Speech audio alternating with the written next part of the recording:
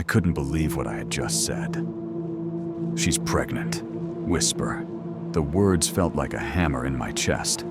Alina froze, staring at me with wide eyes, a mix of shock, fear, and disbelief. My voice shook, and for the first time in years, I felt powerless. I had spent my entire life thinking I could fix things, that I could control love, timing, loyalty.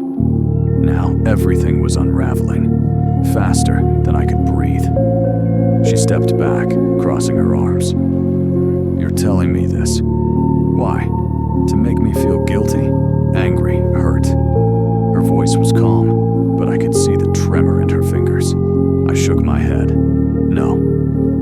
I'm telling you because I can't lie anymore. I have to be honest. She's carrying my child." Alina's lips parted slightly, and I saw a flicker of anger, fear, and betrayal, all mixed into one expression. "And you think that changes anything between us?" she asked, her voice rising a fraction, enough to make me flinch. I wanted to explain, to tell her that I hadn't wanted this, that I had tried to do the right thing, that I had been paralyzed with fear. But the words stuck in my throat. The truth was uglier than anything I could say. I had waited too long.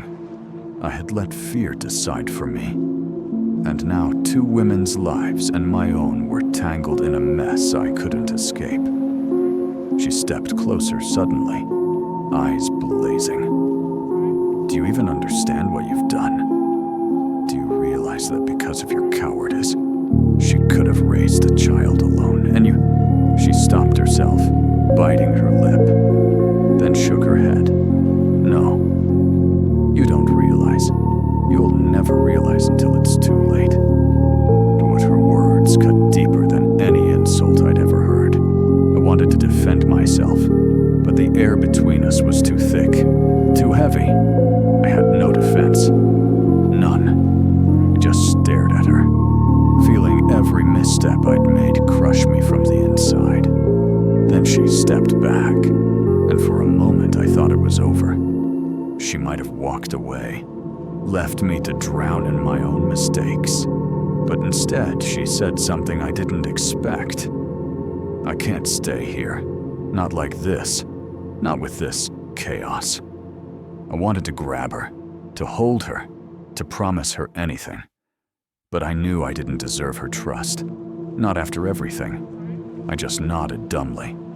She turned and walked to the door, paused, and without looking back said, "Think about who you really are, Andri, before it's too late. Because you've already broken more than you can fix." And just like that, she was gone. I sat on the couch, alone, staring at the door she had closed. My phone buzzed incessantly with texts and missed calls from Marta. My parents' voices echoed in my head, lecturing me, blaming me. But Alina's words, the fear and disappointment in her voice, were louder than all of them. I had loved 2 people. I had lost 2 people. And I hadn't even started to deal with the consequences of the life I had shattered. The baby, Marta, Alina, my friends, my family. Everything was broken. And yet, part of me couldn't stop thinking about her. About Alina. About a girl I had loved since 1st grade. The one I had finally confessed to too late. And now might be gone forever. I knew, deep down, that whatever I did next, there was no turning back. No easy answers, just consequences. And I was going to have to live with every single one. The next morning, I got a call from Marta. So, whisper. I almost didn't answer, but I did. Her voice was calm. Too calm. "I want to meet," she said. I hesitated. "Why?" "Because there's something you need to know." We met at a small cafe outside of town. She looked different, stronger, detached. She didn't waste time. "I'm pregnant." Everything inside me stopped. "What?" She slid a folded paper across the table. "Test results. Positive. It's it's yours," she said. "I haven't been with anyone else." My hand started shaking. "When did you find out?" "The morning of the wedding." My chest tightened. "You knew?" She nodded. "I was going to tell you after the ceremony." I stared at her. "You were going to marry me, knowing I loved someone else?" She held my gaze. "I thought once we were married, it wouldn't matter." That was the moment I realized none of us were innocent.